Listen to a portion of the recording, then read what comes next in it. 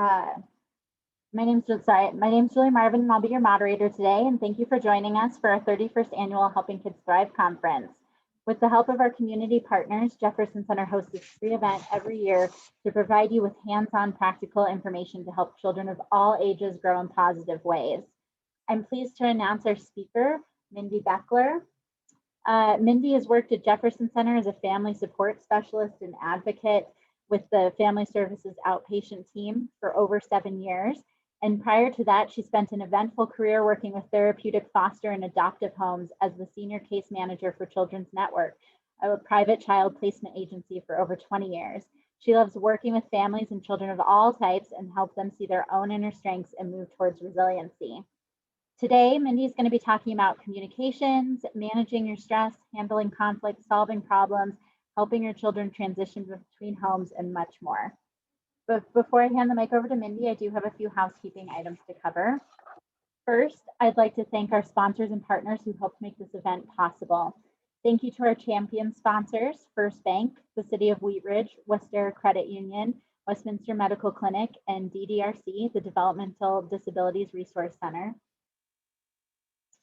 Thank you to our friend sponsors, Granier Electric and Tolan Mechanical. And thank you to our advocate sponsors, Super Credit Union and the Rotary Club of Golden. And I'd also like to thank our partners who helped us organize this event, which includes the Jeffco Public Schools, Jeffco Public Libraries, the Colorado Educator Association, and the Rotary Club of Golden. It's a true community effort to put this together, and we appreciate our sponsors and partners' ongoing support to create a world where mental health matters. Also, as a reminder, this presentation, along with all the presentations from the conference, will be available on demand, and we'll be sending out links in a few days, or you can go to the Helping Kids Thrive website. Next, we'd love to hear from you during the presentation. So if you have a question for our speaker, please feel free to drop it into the comments, and we'll be answering those questions at the end of the session. Also, if you need interpretation services, please click the global icon at the bottom of the Zoom and choose the language that corresponds to your needs. And finally, if you're experiencing technical difficulties, please email us at webmaster@jcmh.org and we'll be available to help. And then also at the end of the presentation, please fill out the session evaluation by clicking on the link we'll be putting in the chat, because your feedback is important and it helps us plan for future conferences. And so now, without further ado, I will give it over to Mindy. Hi, everyone. It's nice to have you here. And I know you want to hear a lot about co-parenting, which I didn't really do. So hopefully I can give you some good pointers though. I wonder if you guys want to introduce yourself. You can take turns introducing yourselves and then giving me what your expectations of this class is. And so that's kind of what I'd like to do. And if you don't want to talk and speak, you can do it in the chat.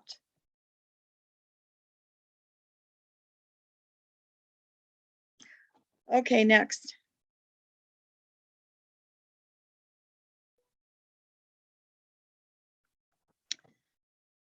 Okay,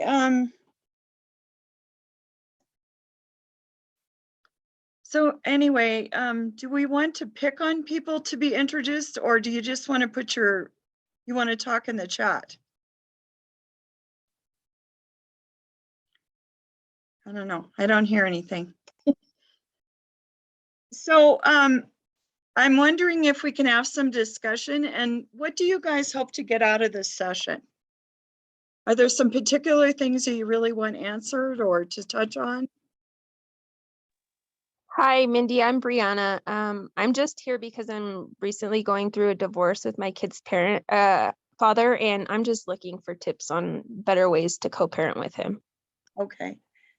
Well, it's very worth doing that, because boy, I think you can really improve the communication, you know, if and I'll give you some tips and pointers. So because a lot of it is communication. Okay. Mindy, it looks like we've got a couple of responses in the chat as well. You know, someone says they're looking forward to learning more about co-parenting. Someone else said strategies for managing my ex having a new relationship. And then another one is communicating men versus women in general. Okay. Yes, men and women do communicate a little bit differently, but I think that it's really good to, sometimes it's good to use some of those apps if you're having problems with communication, because I think conflict really makes all this worse if you have a lot of conflict. And so they have an app that's called Talking Parents. And I think it really works well for people that are really having some conflicts about it. And it records everything that's texted to each other. And also they have some other aspects of it that you can even give things to you can get a copy of what's been said back and forth and give it to your lawyer, things like that, and use those things in court. But you're not able to manipulate with it. It's pretty straightforward, and it's just done by text. They have a phone thing too with that, but anyway, I'll talk more about that later. All Hi, right. this is Rob. I'm also interested in, well, I'm involved with a high conflict divorce and trying to get the kids counseling. And so topics related to that are very relevant to me. Okay. Sounds good. I would use that talking parent. Yes, I can attest to that is a good product to use. Yes, and so they have to get on that site too, that app, download it and stuff. And so you've used it, or are you using it now? I am using it. Yes, I've been using it for about a year now. Okay, because really the conflict that you guys have with each other as with your ex, and if the kids see that too, that makes it really hard for them to feel good, or even want to talk to you about stuff. So it's really good to kind of keep it low key for the kids, and they're not in the middle of all that. So I think that Talking Parents good for that purpose. So, all right, anybody else? Hey, Mindy, my name is Rihanna. I'm probably a bit of an anomaly. I've actually been apart from my husband for over 3 years, and we have a really good co-parenting relationship. We don't have drama or animosity, but I think I'm just here because I want it to keep going in a positive direction, and our kids are getting older, and so we're kind of encountering new challenges as co-parents. So I'm here to see if I learned something new. Okay, well, I hope I teach you something new. I think that you might want to look at, are your kids getting closer to teens or something, or are they getting to a new developmental stage? So they're all in middle school. All 3 of them are middle school age. So yeah, we're kind of navigating some of the hormonal stuff, decisions over schooling. We're getting ready to start talking about where they're going to go to high school. And I think their dad and I have different opinions about that. Mhm. So, we're kind of just coming into some of those more, questions about dating and discipline and things like that as they pertain to older kids is really what we're starting to navigate. Yeah, and that can be a really complex time, and I wasn't ready for it.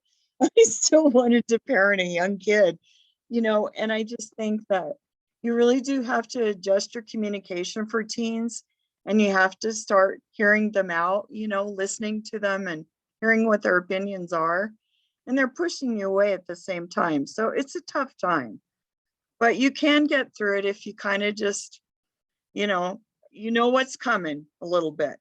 So And further details as to my situation, which you may have some relevant input, is my 13-year-old twins are in the midst of a loyalty conflict, and it is coming out in a variety of ways, and they are now in counseling, but the effects of that loyalty conflict are pretty stifling. are they? So they Yes. choose one parent over the other? Yes. What's the root of that? I mean, I don't want to go into too many Okay. details, but narcissism is involved with it. Yeah, I know about that. I know about narcissism, and it does make it hard. So that's why I think you have to put really good boundaries. And sometimes a lot of communication between parents isn't good. And I think it's so wonderful, Brianna, that you have good communication with your ex, and you're able to do this without a lot of you were just able to set it up and you were successful. I think that's awesome. We need some of your pointers. So anyway. Yeah, I do get told a lot that he and I and how we've navigated our co-parenting is a bit of an anomaly. And even our kids notice. They make comments that, their friends' parents don't get along the way that we do. So I think we're unfortunately quite rare. Yeah, well, I'm glad there's some out there. Maybe you can be a trailblazer and help us figure out the best way to go. I have some good suggestions, but putting it into practice in reality is always, it's a challenge. So everybody's different, every parent's different. They have different parenting styles, and the kids all have different personalities. So it's it just can bring about a lot of barriers. So I think too, when you were talking about that loyalty thing, I think kids too need to know they can be loved by a lot of different people. And I think sometimes loyalty, that is really hard because you want to be with one parent or the other sometimes. But you know what? One of the suggestions they had is when you talk about the other parent, and you can't control what the other parent does, but you can control what you do. And you can tell the kids positive things about that other parent that are specific. I mean, you're not going to say, oh, he's a good guy, or, she's a great woman, but just tell them some specific things that they do well so that the kids at least can see that you'll accept some good from that other side. And I don't know, you really have to, what do you call it? You have to respond from a noble place sometimes, don't you? It's hard to be the bigger person, but sometimes you have to be. So. Okay, so someone else is dealing with loyalty issues. I think that's a very common one. Does anybody else want to ask any questions? And I'll probably go through, hold on, let me look at the chat.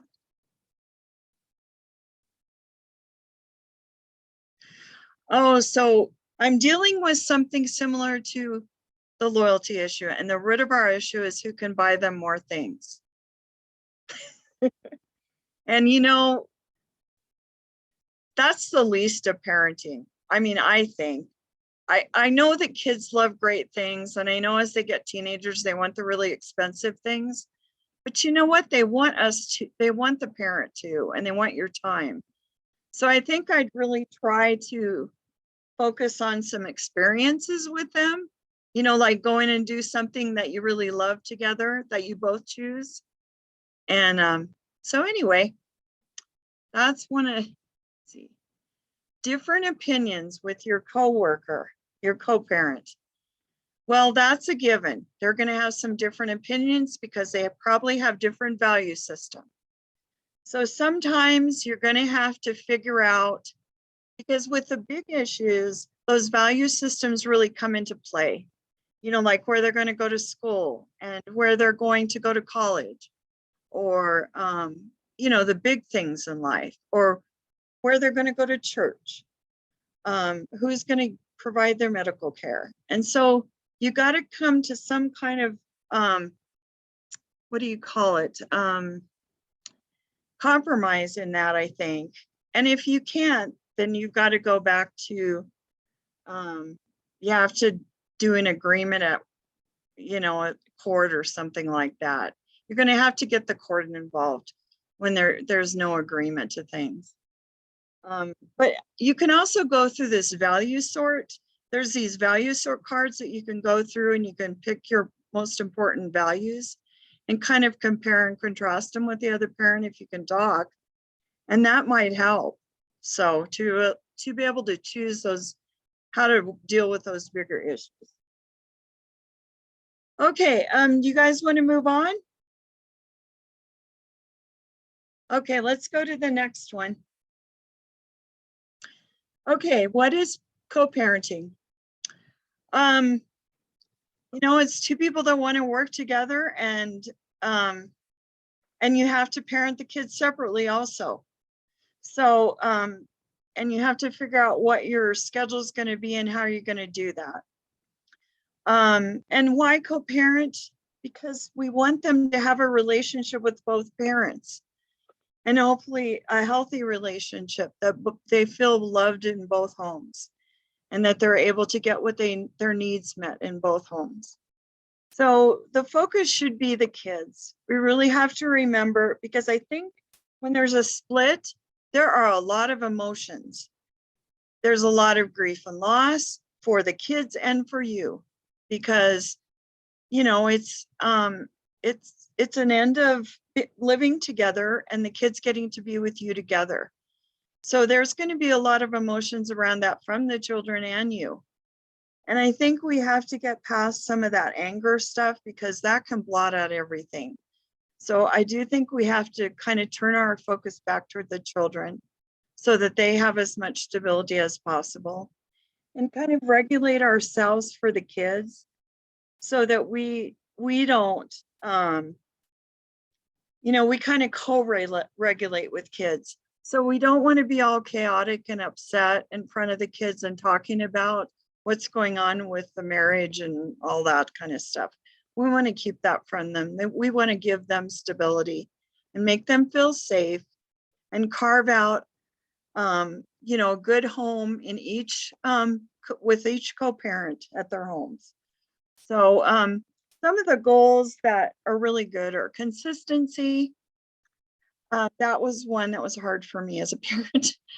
A sense of security, model problem solving, model cooperation and communication. And I think we really have to model to expressing healthy boundaries and not acting on them. You know, like when you get upset, then you act on them and start yelling at people.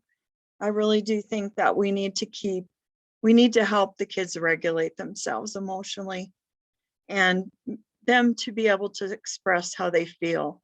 So I think that's a really important part of making them feel like, you know, they're loved and they belong in their household. Okay, we're going to play a video now. It's a YouTube from Mayim Bialik, and she was the boyfriend of Sheldon on Big Bang Theory, and she co-parented, and she has a story about that journey. So I thought I'd show that to you guys and see what you think. It's pretty good. Can you play that, Julia? Sorry, I'm working on it. It's loading just a little bit slowly, but I think we'll get there. Give me just a second. Okay, thank you so much.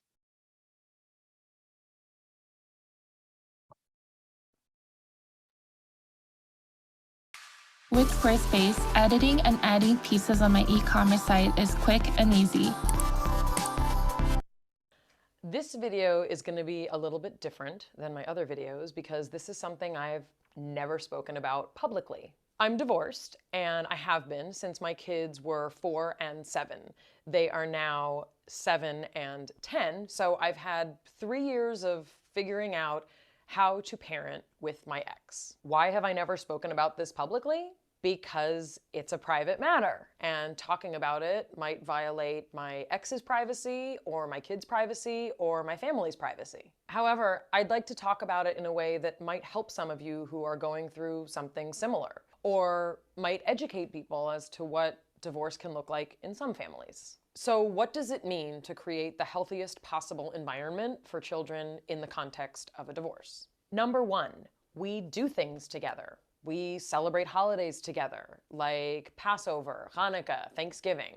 We go to synagogue together for major holidays. Is it always perfect and exactly what I want?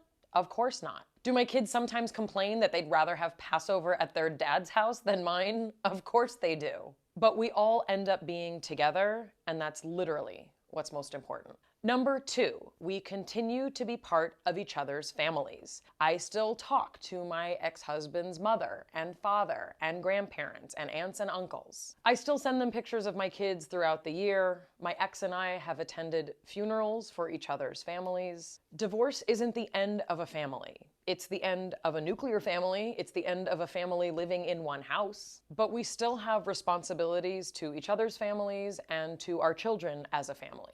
It only strengthens my kids' lives to have all of the people they are related to together for significant events. Number 3, we try to model good behavior. We don't trash talk each other. I don't say, oh, your father's pancakes may be good, but his taste in furniture is horrendous. That's actually not true, but I couldn't think of a better example. And he doesn't say things like, oh, your mom always loses her keys and she's all over the place. And some people think she's unstable. She's really emotional. She cries all the time. Because all of those things are true, but it would not be helpful for my children to hear him say those things about me. Marriage can be really awesome, and it's a lot of work. Being divorced is lame, it's bad, it's not a fun way to raise kids. Things my ex did when we were married that annoyed me then, annoy me still. So why put the effort in? Well, life's not a dress rehearsal. My kids get one chance to be kids, and this is their situation. I have to put them first, because I'm their mom, and he's their dad.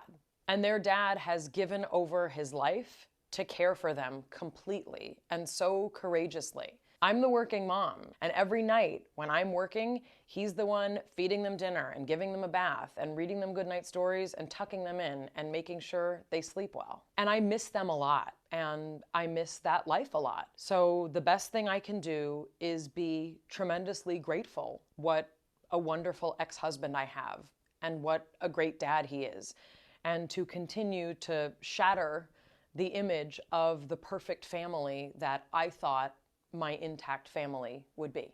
We get to make the most of what we have, and in some cases, we get to make the most of what we have left. That's what families do. And sometimes I take a step back and I look at us all out doing something together, and I think less and less about how it's not the life I thought it would be, and more about how blessed I am, and that's amazing. I guess that's how life is a lot of the time. It's not what you'd picture, but the less time you spend wondering what was, what could have been, what might have been, and the more time you spend being present with what is, the bigger the potential for that happiness to grow. I've never talked about this in this way, and I hope I did okay, and I hope it was helpful to you. Thanks for watching.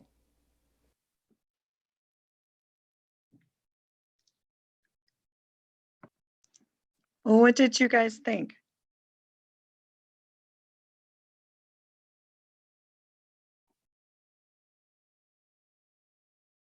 Was that helpful? I think she had a very different set of in-laws than I had. Part of our marriage, some of our marital issues were our in-laws. They were very, very toxic people. And I have been nothing but happy to remove them from my life. They're pretty much all toxic. I hear you. So Let's that go to the concept next, is not possible. the next section, and that's barriers. And that's a barrier, you know, when you don't have healthy people in the family, extent in the, you know, the other family.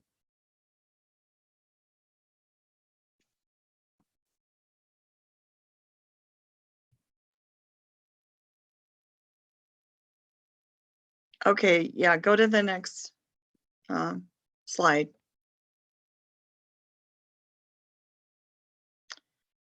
Okay, so the barriers to co-parenting, I'm sure you guys have found, are different values. So then there's some disagreements about how things should be done, what discipline should be like, and those kind of things. So those can really create some problems. And like you said, narcissistic personalities make it really hard because it's all about them. So, and I don't know your exes, but it is really hard to co-parent with someone who isn't mentally healthy. And then you're going to have to put some boundaries on that, on the co-parenting that in that way. And if there's, yes, and if there's some health problem or some safety issues in that other home too, you need to do something about that. If you have to make reports or anything like that. So you need to try to keep kids safe. That's really one of the biggest things. So then poor support for caregivers and poor communication. So are you guys finding that you have enough support to be a caregiver in these situations now that you're not married?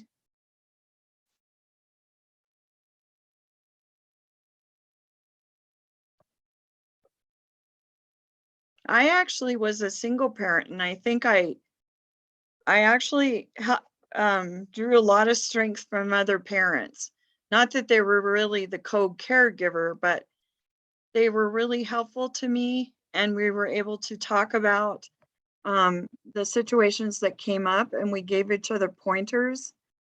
So I really think it's good to carve out a support system for yourself that's going to sustain you and make you strong. We all need that.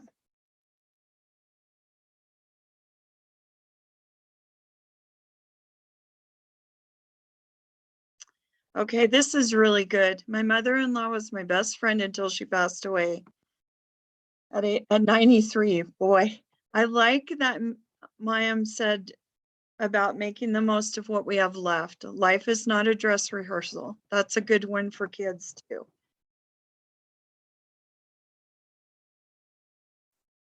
Let's see.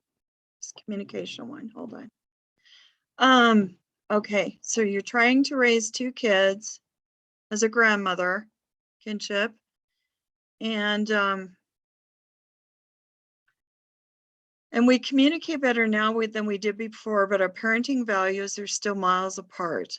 I hope to get an idea on help the child succeed and be emotionally healthy when adult expectations are very different. And I think, and very different around friends, technology, and free time.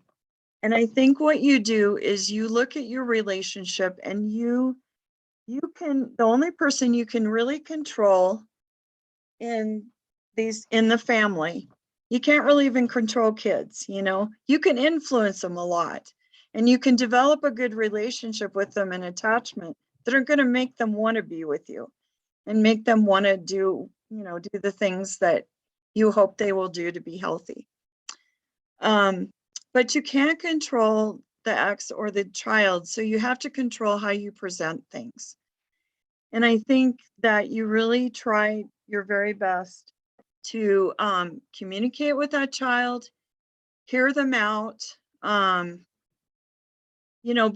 With teenagers and middle school students, they really have to be, their feelings have to be validated, and also what they want to talk about. And you have to start listening more because they're really starting to have some more conflict, complex thoughts. And also, they're getting into things that there's bigger consequences for too.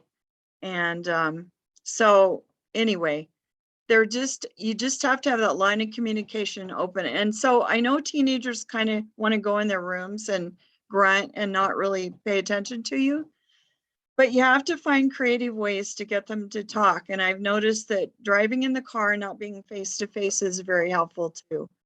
Sometimes kids will really talk if they don't have to look you in the face. And if they're in a relaxed situation, like if you take them out to dinner or take them to their favorite thing, and then you try to talk about some things, then sometimes they're much more open to share things with you. So, hold on. I think when you have somebody that's really giving some negative messages and things that are unhealthy, you've got to take those people back to court. So anyway, I have a lawyer too, if you guys are interested in somebody that we work with sometimes.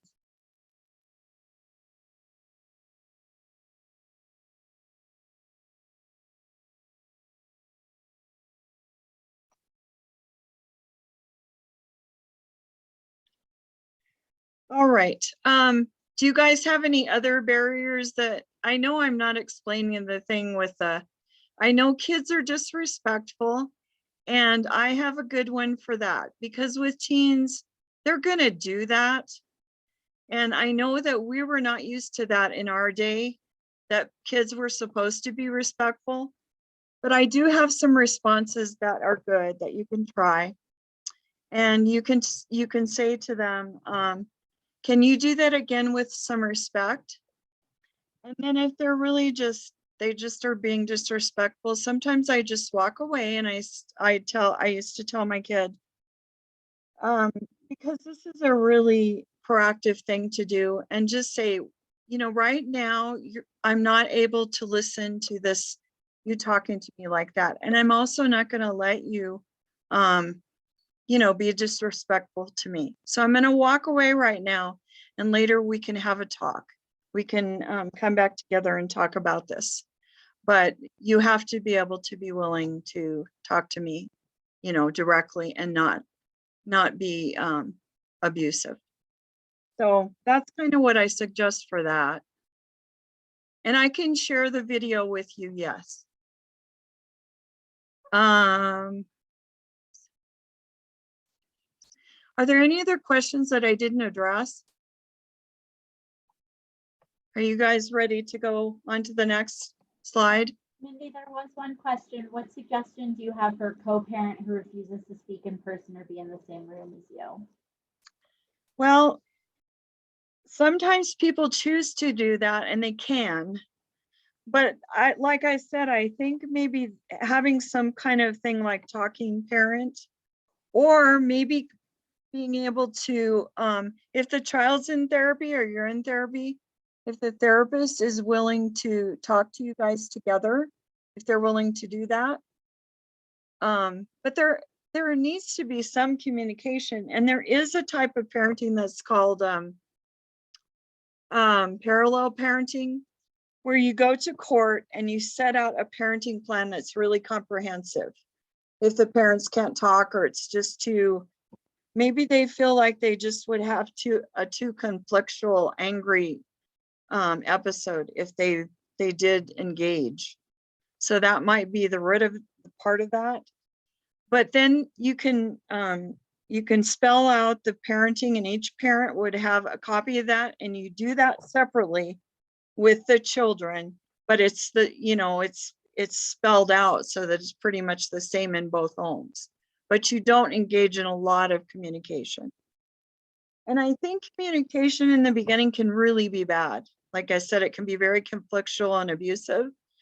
So sometimes over time, when you've been to therapy, or you've kind of worked through some of your own issues through this situation, then you're more ready to come together again and talk. So I think you just keep trying, and you use other, you just use some other things. And a lot of times therapists will be really nice to have a family come in and talk. So we do that at the center sometimes. Okay, next slide.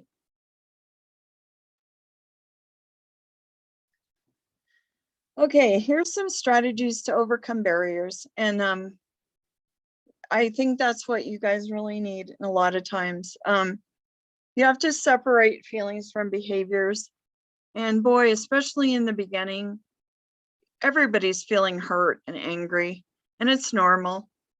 But you don't have to act on them. You don't have to yell at the kids. They're, I think that just makes it worse for them. I think sometimes just sitting with them with their feelings and trying to have them be able to express those to you. So I think also another good thing is to be able to have someone you can vent to. And that's one of my roles at the center, is that I have parents that are able to tell me how they really feel and vent about it. And don't do it in front of the children. Just be able to have somebody that can, with unconditional regard, can listen to what they have to say. And sometimes you can work things through venting. But over time, if you vent constantly, it's not going to have a therapeutic effect. But sometimes just being able to talk about it takes some of the bigness out of it, you know, it normalizes it. And to have somebody else that, you know, like a trusted friend that's not going to go tell your friends or your ex or anything. Another strategy is staying focused on your child. So your child really does have to come first, like ma'am talked about. I think the feelings for the other caretaker can be so strong, and we benefit from considering what's best for the child, even if it may benefit the other person. So we're still kind of putting the child at the center of that. And I'm not saying do that at your detriment. You don't have to be super mom or super dad. But you do want to keep these children, you know, you have to guide them and teach them and, you know, give them the wisdom to grow up to be a good person. And so you really do have to focus on that, because you've already been through childhood and now are an adult. So sometimes we expect too much from kids too. I think we really have to let them be kids and, you know, figure out kind of where they're at. You know, you kind of have to meet them where they're at as far as explaining things, and kind of ask them for understanding when you're explaining stuff to them. Also body awareness, and we communicate so much through, you know, our body language, and we have to really think about our tone of voice. And if we look threatening, you know, I think we kind of have to be relaxed and soft and have a gentle approach when we talk to kids about things, so that they will open up to us and they feel comfortable and safe. So, yeah, and it's just really hard to make some of these decisions. They're very emotional. And so I think we need to keep a very calm demeanor with the kids if we can. It just works them up, makes them chaotic if we don't co-regulate with them. So next slide. And don't put your kids in the middle. They're not your messenger. So yeah, I just think that it's better for the parents to talk if they can. You know, if they can have any level of decency with each other, I think they need to do that, because I think communication is so big. I mean, that's what makes our lives good. You know, then we get our needs met, and then we're able to tell people how we feel and what we want. So, and we need to show a healthy example of that too. You know, being able to have good relationships with other people, even besides our kids. Avoid talking badly about the other parent. Remember, the parent is literally, the other parent's literally a part of that child. So, you know, they do need to hear, they'll have loyalty issues if they feel like they shouldn't say something good about their other parent in front of you, and you be able to manage that, you know. So, and you know what? Kids do figure out things about their parents as they get older and their prefrontal cortex starts kicking in. They do understand who they can count on as a parent and who they can't. So that comes over time. If they're smart kids, they will figure that out. And sometimes we have to wait for that almost too. Okay, next slide. So what getting creative, what can we do together?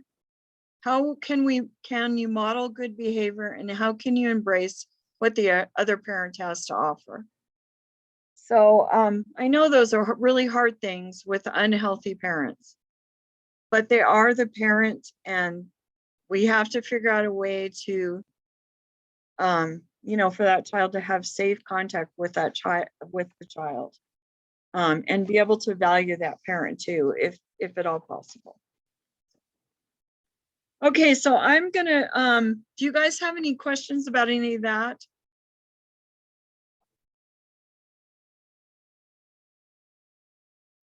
We're doing. I found this thing, it's called Our Family Wizard, and I thought it had some really good tips. Co-parenting tips that are fundamental to a child, you know, children in the family. So your children's needs come first, of course, and also they really have to have the focus. So if we're too caught up in our own emotional stuff, and not available to the kids, if we're depressed or we're angry at the other parent, sometimes we have to put some of that aside to be able to address their needs.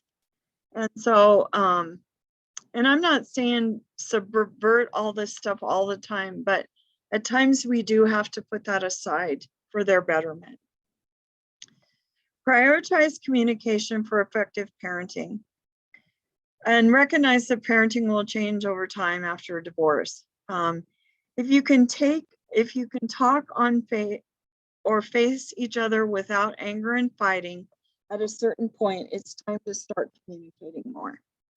So, and then if you can't do that, then like I said, maybe go to a family therapist that can help you with some of those. And you know, like I said, also to use some of those apps that will, you know, they kind of keep that manipulation out of the middle of that.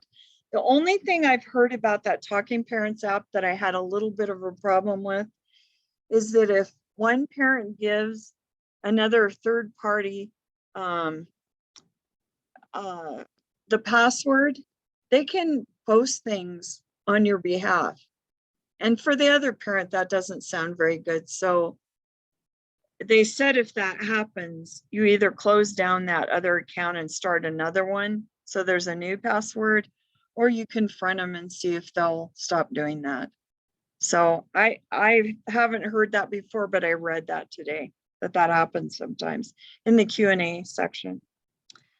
Talking Parents also has a monthly fee, and it's cheaper if you register it through the Talking Parents website and not through iOS, which puts a 30% markup on it. Okay, FYI. so the website? You can Okay. register for it on the Talking Parents website, and it's cheaper than registering through the Apple store. Okay. Yeah, I noticed I got on my iPad to do it, and one of them was like $20 for the, you know, the advanced one, or the prime one. So, but yeah, it had some I really liked, you could talk on the phone and it didn't disclose your number or anything. Not everybody can talk on the phone, but you know, sometimes I like to talk on the phone where it's easier. And then I talked about this they said parallel parenting can work. This is when you disengage as much as possible as parents, but you have a detailed parenting plan in place. That's through, you know, through the court. So sometimes you have to go to court for that. If you can work it out though, in your own way, that's wonderful.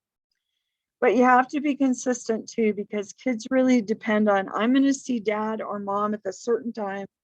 And I'm really, you know, that's their special time with that parent. So they really count on that. Okay, number 3, stay on the same page for the big stuff. And that's when I was talking about medical issues, schooling, and religious upbringing. And that's when you have a joint custody agreement. Now, I'm not sure how that all gets resolved, because that's like a court. You have to go to court, I guess, to make changes. But you don't want to micromanage each other. You want to just come to some kind of agreement that you can live with each other. So I'm sure there's some big fights with that. I think little things like just basic rules, I hope people don't fight about, but that's not the things to fight about either. you know, you're going to parent, each of you are going to parent a little bit differently. And you have to give that other parent the choice, you know, to be able to do that. But if they're doing unhealthy things, then that's when I think there has to be some kind of action. So try to talk to them through Talking Parent, or you might have to go back and redo their agreement. Stick to a parenting schedule. Kids can count on it and feel safe. They get disappointed when a parent can't come. And not to say that, you know, you need some flexibility with parenting plans because emergencies come up. But I'm saying that don't do it a lot, because I think that's really hard on the kids. So I think for their needs, that's really good to keep that the same as much as possible. Don't badmouth the other parent, and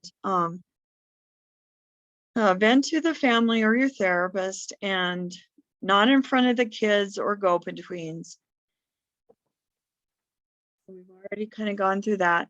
Make an effort to be positive about the other parent with specifics. Some things they do, like, do they take them on good outings, or, you know, do they take nice pictures when they go with them? Specific things they do well. And then the kids are more likely to say some positive things about the other parent with you and talk to you about the other parent. Empathy first. Now, I think in communication, I really think we have to be empathetic. That probably calms things down more than anything I can think of. If we take an empathetic approach, we look at what's that kid feeling through this situation right now. And because we know our children pretty well, we're probably the expert on our kids, we probably kind of have an idea. So we're able to ask questions, or, you know, ask open-ended questions that will kind of help that child be able to talk about what's going on with them right now. Yeah, imagine how they perceive things and direct your empathy. If you can't direct empathy toward your ex because they're not being nice or they're being narcissistic, then you direct your empathy toward your child. And one of the books that I recommend about communication, that it really focuses on empathy and also being able to have compassionate communication and collaborate. And, you know, that's a more that's a better form of communication, because you're going to get a lot more buy-in from the people that you're working, you know, from the kids and the other parent. And it's called this. Hold on. Okay, it's called Nonviolent Communication, and it's by Marshall Rosenberg. And it's not too bad to read. I mean, it's written by a psychiatrist, but it is really helpful to kind of change your approach to be more empathetic, and also just validate kids a lot too. You know, if you validate them, they will open up to you. They'll feel safe to talk to you. The author is Marshall Rosenberg. And I can send you guys some things at the end in an email too. Another book that I like too, and I think we all need boundaries, and particularly with people that aren't healthy in our lives, like unnamed exes or things like that. Boundaries is a really good book, and it was written a long time ago by Henry Cloud, and I think they've updated it. There's another author on it, but it's Henry Cloud, and it's so good. And I think we need sometimes to refresh our own boundaries, because then our life will be easier too, because we're not going to give in to people that, you know, they're not being fair to us, or they're not, you know, they're being abusive to us or manipulative. So you can put boundaries on those people. And also, I think they've written a book about boundaries with kids that was really good. So that's another that Henry Cloud wrote. And in nonviolent communication, so many times when kids act out, or even adults act out, or get angry, or, they start conflicting with you, sometimes they have a lot of times it's an unmet need. So most of the time we are trying, as parents, kids, we're trying to meet our needs. It's always like our top thing in our head, in our heart. And so it's really good to be able to find out what the need is under that communication, because then you can give it to the child and it'll be better, Not always so much with adults because they develop patterns, but at least with children. And I think that nonviolent communication is good with adults too. And like I said, communication varies from little kids to tweens to, to teenagers. And you just have to kind of figure out where they're at. Oh, is this book good? Co-parenting with Toxic Ex, What to Do When Your Ex. Okay. Yes, I found that book very helpful. Okay. Do you want me to put it out in the email for everybody too? I think it was very good. Okay. And it helped me communicate with my children who are a little bit traumatized, and basically addressing the feelings behind the behavior versus addressing the behavior. Yes. Because and when your kids are traumatized, I adopted a child from child welfare, and she had significant trauma, and I really had to approach her different. I had to put boundaries on her, but I had to have a pretty gentle approach. And then she would not feel threatened. She'd go into fight or flight really easily, or freeze. And so I didn't want her to do that, because then your brain kind of shuts down to that limbic system. So I really validated her a lot, and tuned into what she needed. So I think that's great. Thank you for suggesting that. I appreciate really good, because you guys know probably you probably know more about this than I do. What I have been taught is normal parenting rules don't necessarily apply to a traumatized child, and trying to follow the love and logic classes I've been taking at this conference every year didn't necessarily apply. I have a suggestion too. I took this class and it had 3 modules. It's called Trust-Based Relational Intervention for kids that have had trauma. And it has a connecting module, correcting module, and also an empowerment one. And they have it, have that or you can take that class at Raising the Future. It's an adoption agency, but it's real cheap. And those helped me so much, even when she was a teen, because we had a war zone in our house because she was being so oppositional. And you know what? Things calmed down, and it was really helpful. So it had a lot of good tips. And a lot of times you try to start out with playful intervention with trauma kids. They just don't really respond very much good to harsh discipline, if you found. So I don't know whether any of you guys have other traumatized kids, but I can talk about traumatized kids forever. So anyway, if you ever need that, I have a lot of information. I just took a training. Okay. I haven't even gotten through the 10. It says make an effort. Okay. Empathy first. Self-care is required. So whatever you do for yourself, please don't get so depleted that you have nothing to give back to your kids or anybody else. So you do really have to do self-care. And that can come in the form of positive self-talk, exercise, getting a massage, getting your nails done, spending time with a friend. But then your kids will see you do those things for yourself too. And that is also healthy for them to see that you care about yourself and that you're meeting your own needs, that you're trying to do things that are good for yourself.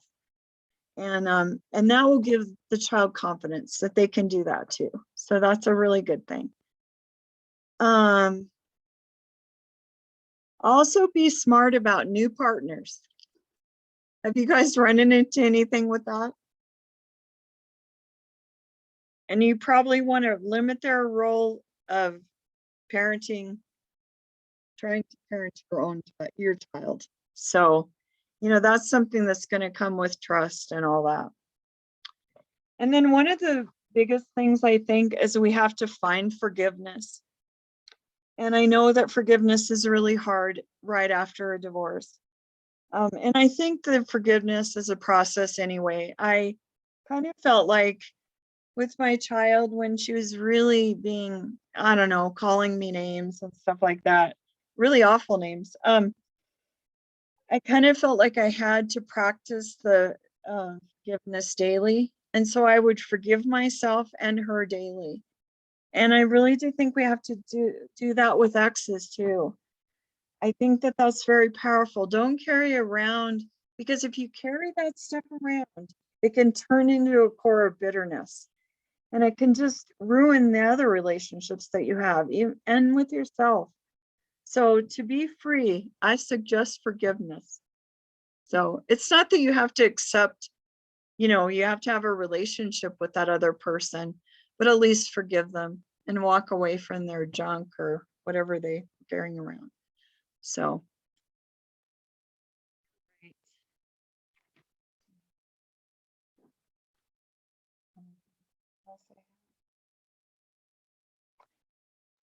And another thing I thought that was really cool about that talking parent thing is you can even do payments that are secure and payment request to another parent, and they stamp them and put them in the payment record. So you don't even have to deal with money with them directly. You can do it through that website.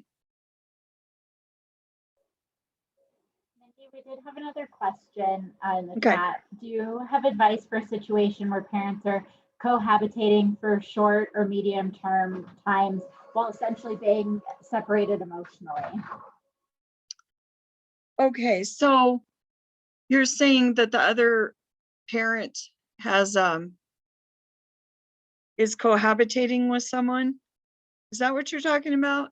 Yeah, or it sounds like the parents are cohabitating together, but they're essentially separated emotionally. So it sounds like maybe circumstances are you're still living together, but you're not, but you're essentially emotionally separated. Yeah, that can work. If you can make it work, it's okay. I mean, I think, I don't know, because I think kids do kind of know if you hug and you're affectionate with each other and things like that. And I don't know whether they, do any of that. But yeah, I don't know. I think you probably have to address it a little bit with the kids too, when they're old enough to understand. And sometimes it's essential. I mean, sometimes the other parent doesn't have money to go out on their own, I mean, we've had situations where there were people that had to do that. And if you guys can get along and put the kids first, I think it's okay. You might want to talk to your therapist about it, if you feel like you want to make sure that situation is okay for the kids. Yeah, easy to say, but difficult to implement. Yep. Okay. Let's see.